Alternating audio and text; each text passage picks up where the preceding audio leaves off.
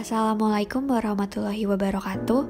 Hari ini kelompok kami akan membahas hasil analisa novel Surat Kecil untuk Tuhan karya Agnes Davonar.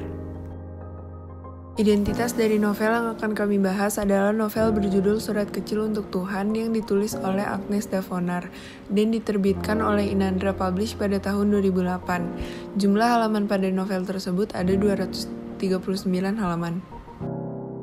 Novel ini menceritakan tentang kisah nyata perjuangan gadis remaja bernama Gita Sesa Wanda Cantika, mantan artis cilik era 1998. Dalam melawan kanker ganas, rhabdomyosarcoma atau bisa dibilang kanker jaringan lunak, gadis inilah tokoh utama dalam novel Surat Kecil untuk Tuhan yang divonis menderita kanker ganas dan diprediksi hidupnya hanya tinggal 5 hari lagi.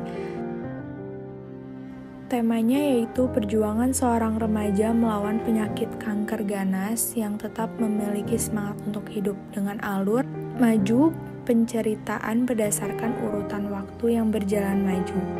Tokohnya yaitu ada Keke, ayah Keke, sahabat Keke, Andi, Pak Ius, Bibi, kakak Kiki, Angel, Dr. Adi Kusuma, dan Profesor Mukhlis.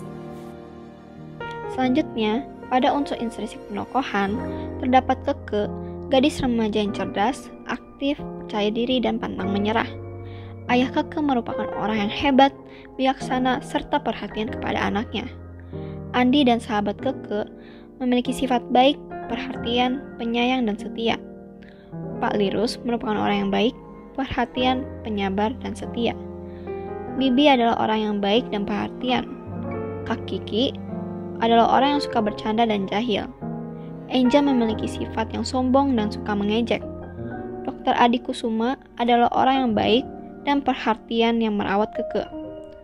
Dan yang terakhir, Profesor Mukhlis adalah orang yang pantang menyerah dalam mengobati Keke. Selanjutnya di unsur intrinsik ada juga latar tempat, latar suasana, dan latar waktu. Latar tempatnya Jakarta, Bandung, dan Singapura. Latar suasana sedih, bahagia, dan haru. Latar waktu pagi hari, siang hari, dan malam hari.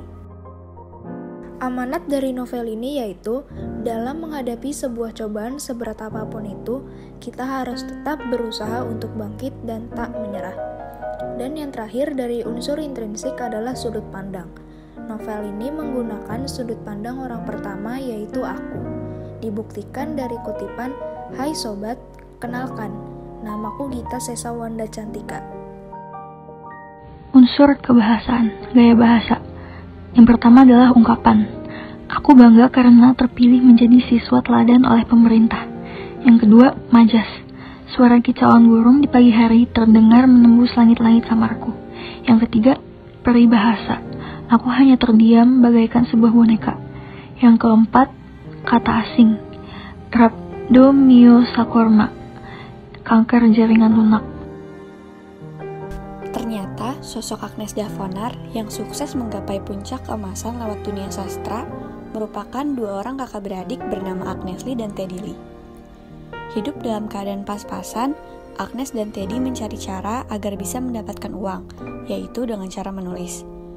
Unggahan tulisannya pada media sosial yang berjudul Kisah Lirik Terakhir merupakan titik melambungnya nama Agnes Davonar sehingga bisa terkenal hingga saat ini.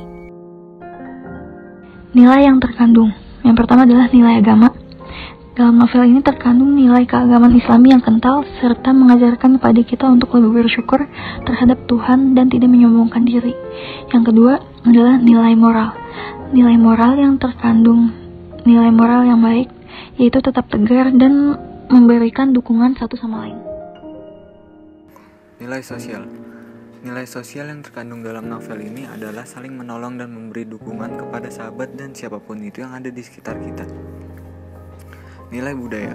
Nilai budaya yang terkandung adalah nilai budaya yang ada di Jakarta, yakni budaya para remaja di daerah Jakarta dan daerah yang berada di sekitarnya. Selanjutnya adalah kutipan dan analisis isi.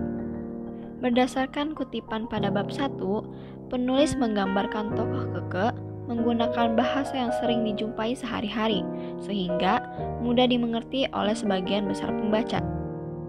Pada kutipan pada bab 2, penulis menggambarkan suasana menyedihkan dan kerapuhan seorang ayah ketika mendengar anaknya sakit keras.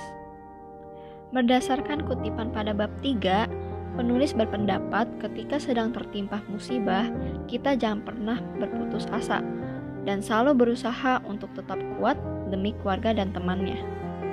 Selanjutnya, berdasarkan kutipan pada bab 4, penulis berpendapat bahwa tokoh Keke tetap bersyukur walaupun sudah diberikan ujian dan cobaan. Berdasarkan kutipan pada bab 5, penulis ingin menyampaikan bahwa setiap hal yang telah dilalui dalam hidup kita harus selalu jadikan pelajaran sebagai introspeksi diri. Berdasarkan kutipan pada bab 6, penulis menggambarkan sosok ayah yang tak tega melihat anaknya menderita untuk kedua kalinya. Berdasarkan kutipan dari bab 7 tersebut, penulis berpendapat bahwa kita tidak seharusnya egois dalam hidup dan terus mensyukuri apa yang telah diberi oleh Tuhan, walaupun itu adalah musibah. Berdasarkan kutipan dari bab 8 tersebut, penulis berhasil menyampaikan rasa emosional yang dirasakan oleh tokoh menggunakan gaya bahasa yang unik dan menarik sehingga pembaca juga dapat merasakannya.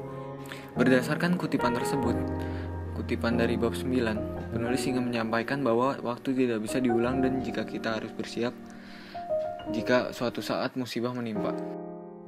Berdasarkan kutipan dari bab 10 tersebut, penulis menggambarkan bahwa ayah merupakan sosok yang selalu berusaha melakukan yang terbaik untuk putrinya. Hal tersebut merupakan wujud dari kasih sayang, perhatian, dan kepedulian. Berdasarkan kutipan bab 11 tersebut, penulis menggambarkan sisi agamis tokoh yaitu tetap menjalankan kewajibannya meskipun sedang sakit. Berdasarkan kutipan bab 12 tersebut, penulis ingin menyampaikan sikap semangat yang dimiliki tokoh untuk menjalankan kewajiban sebagai murid meskipun sedang mengalami sakit keras.